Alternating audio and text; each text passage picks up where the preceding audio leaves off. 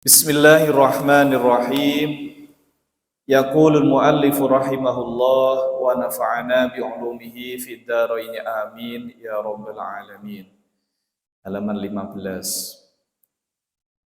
Wa bihadza anhal musanniful kalama 'ala syahadatil ula wa syarhalaha. Dengan ini selesailah musannif membahas tentang syahadat dan juga syarah syahadat yang pertama.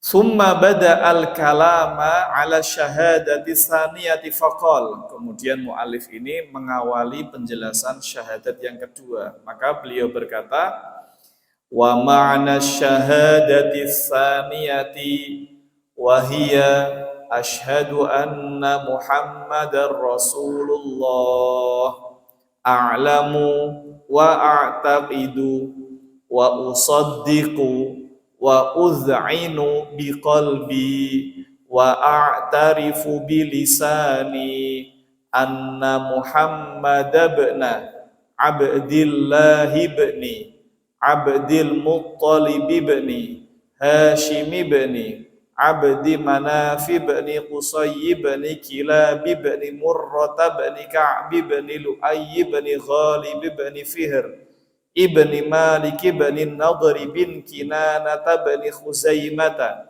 ibn Mudrikah ibn Ilyas ibn Mudar ibn Nizar ibn Ma'ad ibn Adnan al-Qurashiyya ayil mansuba ila asyrafi qabailil arabi Quraisyin huwa abdullahi wa rasuluhu ila jami'il khalqi min insin wa jinnin. Itu.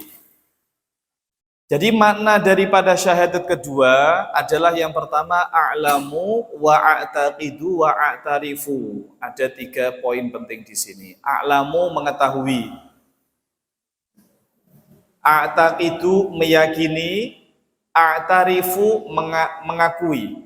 Jadi nek angger ngerti tok, orang-orang non muslim, orang kafir kan tahu bahwa Nabi Muhammad itu adalah utusan Allah, tetapi tidak meyakini. Nah, berarti tidak memenuhi syarat. Atau dia tahu dan meyakini tetapi tidak a'tarifu, tidak ada i'tiraf, tidak mengungkapkannya bilisan dengan menggunakan lisan juga tidak cukup. Maka 3 unsur ini harus terpenuhi. Harus tahu, harus meyakini, dan juga harus mengakui. Kalian kalau cinta orang tanpa dibuktikan, mana tahu dia kalau kamu cinta? Ya. Maka harus dibuktikan dengan menggunakan lisan itu tadi. Bahwa Muhammad bin Abdullah bin Abdul Muttalib dan seterusnya sampai Adnan al-Qurasyi yang datang dari suku Quraisy, suku yang paling mulia, suku yang paling tinggi derajatnya di kalangan orang Arab saat itu. Kanjeng Nabi itu adalah siapa? Abdullahi wa rasuluhu, hamba Allah dan utusannya Allah ila jami'il khalqi, kepada semua makhluk min insin wa jinnin, bukan hanya manusia tetapi juga jin. Inilah yang menjadikan Kanjeng Nabi itu beda dengan Nabi Rasul sebelumnya. Kalau Nabi atau Rasul sebelumnya mereka tidak diutus kepada semua makhluk. Nah, gitu. Terus tidak diutus kepada semua makhluk, hanya fokus kepada suku atau kepada kabilah tertentu. Kados misalnya Nabi Hud diutus kepada suku nopo? Samud, nggih. Ten Al-Qur'an wa ila samuda akhahum huda. Dan kepada Samud Allah Subhanahu wa taala mengutus satu orang saudara dari kalangan mereka namanya Hud. Pun khusus kaum Samud saja. Jadi Nabi Hud tidak mendakwai kepada kaum-kaum selainnya, pun itu Nabi Hud dan Samud mau. Nabi Soleh diutus kepada kaum sinten? Madian.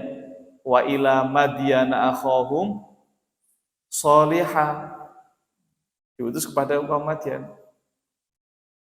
Terus Nabi Lot diutus kepada kaum Sodom. Nah, mereka-mereka yang punya penyimpangan seksual, melakukan homoseksual, bukan hanya nopo niku wau secara sembunyi-sembunyi tapi secara terang-terangan.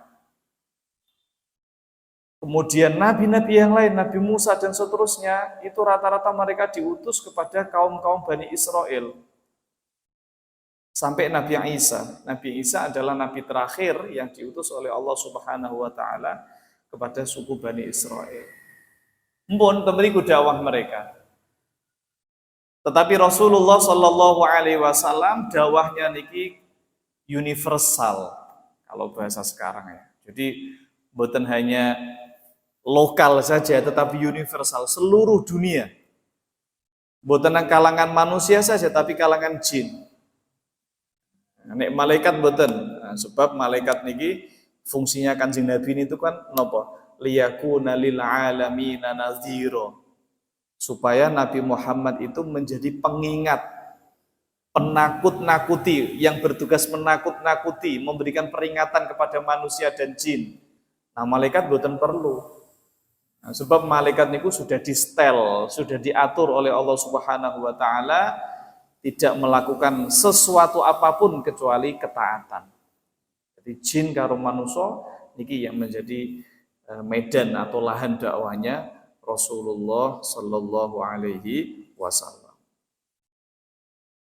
Nah, nasab Kanjeng Nabi sampai Adnan ini nasab yang disepakati oleh para ulama tanpa adanya khilaf. Jadi nggak ada ahli-ahli sejarah berbeda pendapat tentang nasab Kanjeng Nabi ngantos Adnan niku mboten enten. Nah, tapi Adnan sampai Nabi Adam kan ada itu beberapa kitab yang menjelaskan nasab Kanjeng Nabi sampai Nabi Adam. Nah, itu yang banyak sekali perdebatan. Nah, makanya di sini hanya disebutkan napa nasab Kanjeng Nabi ngantos sinten Adnan.